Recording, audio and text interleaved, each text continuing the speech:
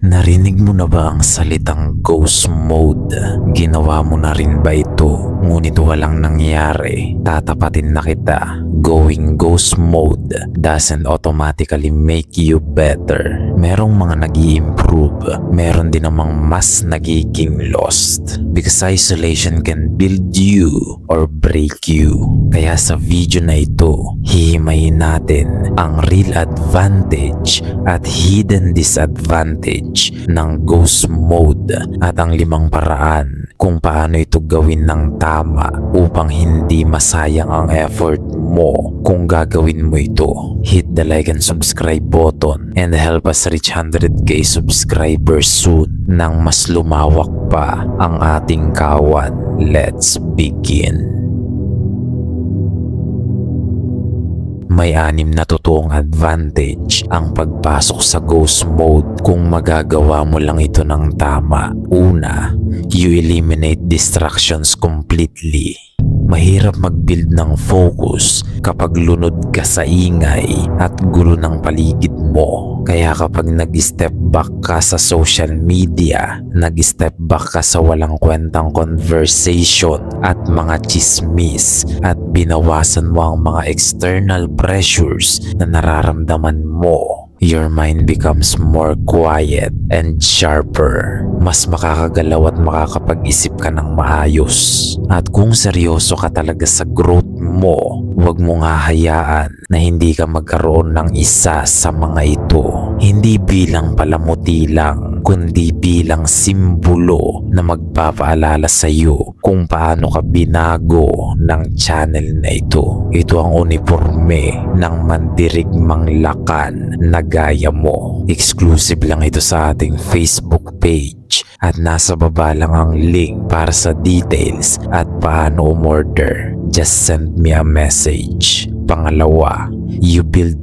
real discipline. Kapag inalis mo ang constant stimulation ng social media at internet, mawawalan ka ng choice kundi harapin ang sarili mo. No quick dopamine and no easy escape. At dalawa lang ang pagpipilian mo dyan. Una, didisiplinahin mo ang sarili mo. O pangalawa, ma-realize mo na wala ka pala talagang totoong disiplina sa sarili. Naunawaan mo ba yan? Ghost mode exposes your real level. Pangatlo, rediscovering your purpose. Kapag masyado nang maingay ang mundo mo, hindi mo na maririnig ang purpose mo. Kaya isa sa advantage ng ghost mode ay ang solitude o pag-iisa. Dahil kapag mag-isa ka, you think deeper, you reflect more, and you question your life.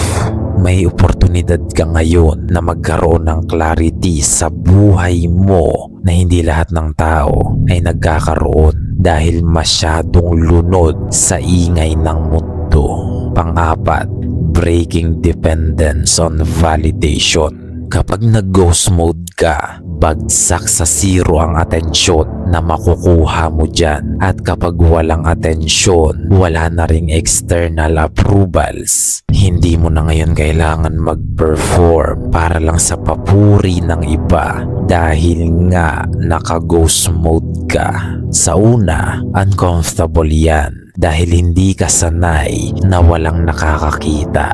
Ngunit kapag tumagal, mas nagiging internally stable ka dahil nawawalan ka na ng pake sa iisipin at sasabihin ng tao sa iyo. Panglima, building in silence. Progress without announcement is powerful dahil walang pressure na gumugulo sa iyo.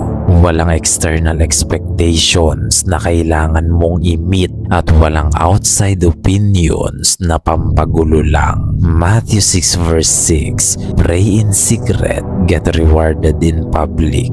At pang-anim, you filter your circle naturally. Distance reveals who actually values you. Kumbaga, kapag bigla kang nawala, dyan mo makikita kung sino talaga ang may paki sa'yo at sino ang mga ngamusta. Yung iba, nawawala na rin. Meron namang nananatili. Diyan palang panalo ka na dahil masasala mo kung sino talaga ang totoo at hindi.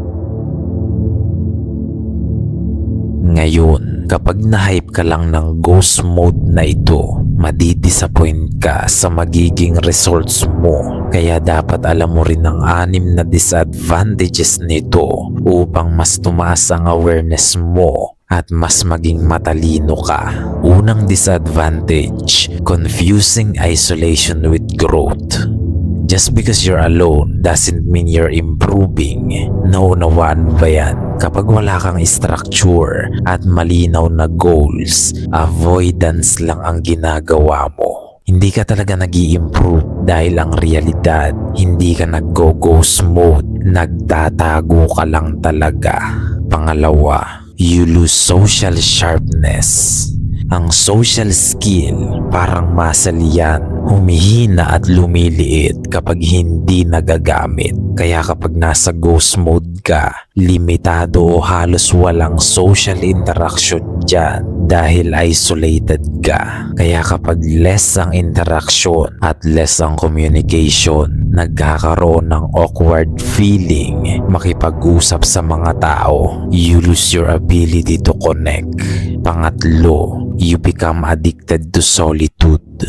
Peace can turn into avoidance dahil nga nakakaramdam ka ng kapayapaan sa pagiging mag-isa. Naging avoidant ka na. Avoiding people, avoiding relationship, and avoiding vulnerability. Hindi sa gusto mo lang ng peace, tumatakas ka lang talaga sa connection. Naunawaan mo ba yan? Pang-apat, you overthink everything. Kapag puno ng katahimikan at pag-iisa ang buhay mo, tapos kulang naman sa direksyon, nagkakaroon dyan ng mental loops, overanalyzing, doubting, and questioning everything. Nakakapag-reflect ka nga sa buhay mo dahil mag-isa ka. Ngunit kung hindi mo rin ito maaksyonan, paralysis lang ang mangyayari sa iyo.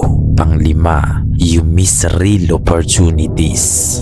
Alalahanin mo, hindi lahat ng nasa paligid mo ay distractions lang. Gaya ng networking, makakatulong yan sa iyo para lumawak ang connections mo. Gaya rin ng relationship, sa pagdami ng connection mo, sa paglaki ng personal community mo. Yan yung mga opportunities na magko-contribute sana sa growth mo kung hindi ka lang naka-isolate. At pang-anim, disconnected identity. If you stay too long in isolation, you forget how you function around others. Naunawaan mo pa yan? Kapag matagal ka nang naka-isolate, hihina ang adaptability mo, ang emotional awareness mo, at social calibration mo na pwede mo pang maging major downside sa career o personal growth mo. Lumakas ka nga mag-isa, pagbalik mo naman, hindi ka na makasabay sa mundo. Wala ring silbi yan. Ghost mode is a tool, not a lifestyle. Malinaw ba sa'yo yan? Ang purpose niyan ay para i-reset ka, i-rebuild ka, at i-refocus ka. Kaya bibigyan kita ng 5 steps para sa proper ghost mode mo. Una, set clear purpose. Tanungin mo muna ang sarili mo, bakit ka ba magdi-disappear at mag-go-ghost mode? Para saan? Para ba sa fitness, sa skill, sa pera, o sa spiritual growth? Dahil kung walang clear na purpose ang ghost mode mo, destructive isolation lang ang tawag dyan. Pangalawa, set a frame. Kasasabi ko lang na ang ghost mode ay isang tool, hindi lifestyle. Kaya dapat may time frame ka lang dyan. 30 days, 60 days, o 90 days. Dapat klaro sa'yo yan. Dahil kung hindi at endless ghost mode lang ang ginawa mo, avoidance na ang tawag dyan. Pangatlo, keep structure.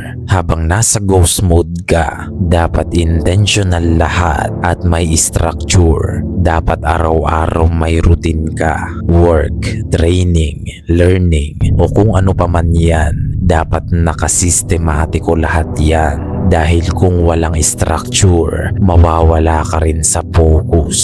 Pang-apat, maintain minimal connection. Ito ang mahalaga. Huwag mong i-cut off lahat ng tao. Limitahan mo lang ang access nila. I-keep mo lang yung may mga value na tao. Tapos yung wala, huwag mo nang paglaanan ng oras. At pang-lima, return stronger, not detach. Huwag mong kakalimutan na ang goal mo dito ay improvement, hindi disconnection. Naunawaan mo ba yan? Nag-improve ka nga, hirapan ka naman ng makakonect sa real world. Wala ring silbi yan.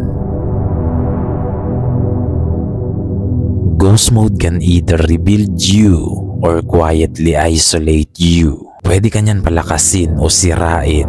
Depende kung magagamit mo ito ng may purpose o gagamitin mo lang ito para tumakas sa realidad na hirap kang harapin. Tandaan mo, kahit sino kayang mag-disappear, pero yung comeback mo pa rin ang magsasabi kung may naging tunay na result ba. Nasusundan mo ba yan? Hit the like and subscribe button kung naengganyo ka sa topic na ito. Tulungan mo na rin na lumawak ang kawan natin hanggang 100k subscribers. This is our brotherhood and we have a mission. We have a movement. We don't chase validations.